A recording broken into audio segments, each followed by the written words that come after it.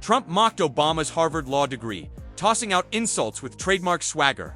But Obama's calm reply stunned the press and delivered an unforgettable lesson that left Trump completely silent.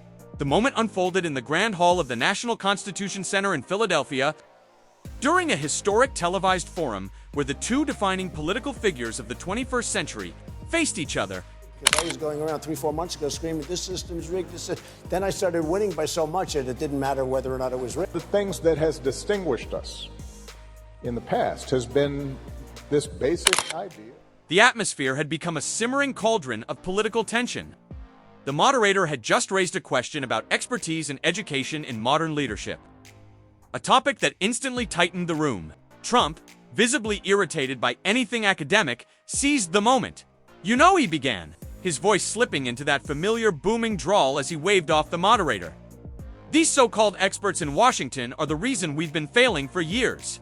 They're all talk, no action. They've got their fancy degrees from their fancy schools, but zero common sense. They don't know how to make a deal. They don't know how to win." His words hung in the air, sharp and provocative, pulling every eye toward Obama.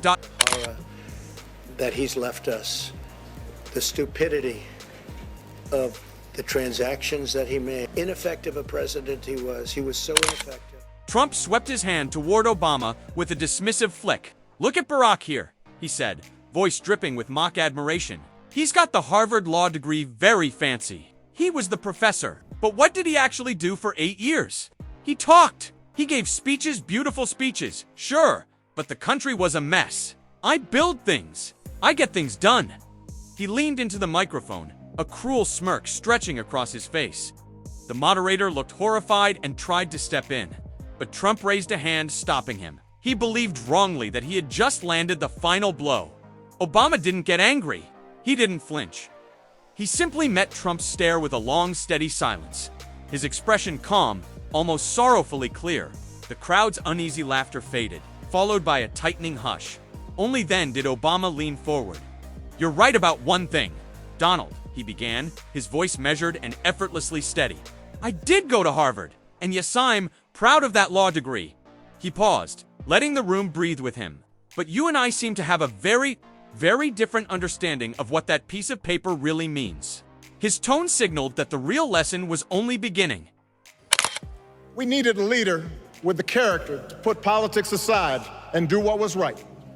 At a time when our economy was reeling, we needed a leader with the determination to drive what would become the world's strongest recovery. The room fell into absolute silence. Even the press corps froze mid-keystroke.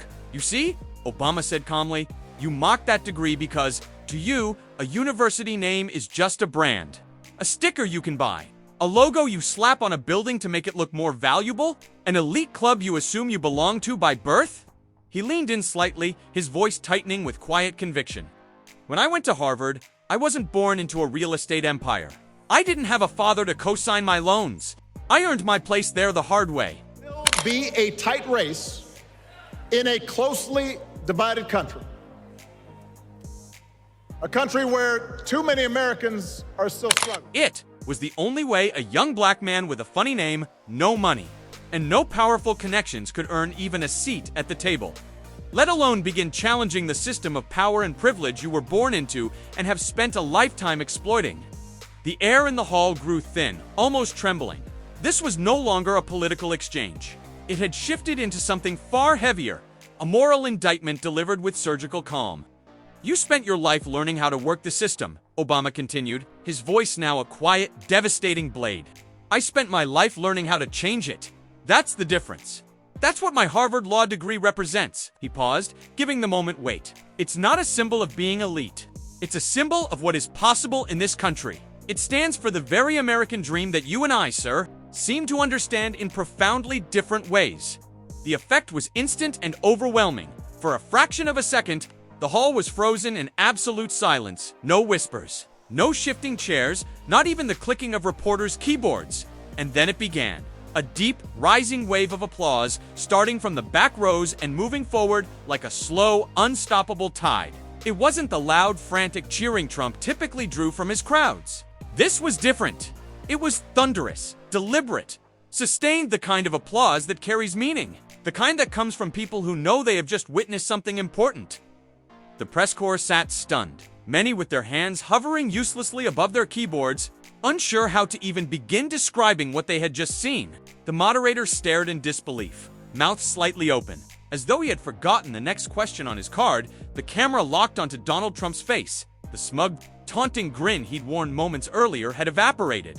In its place was a slack-jawed stillness, a deep, creeping red spreading across his cheeks.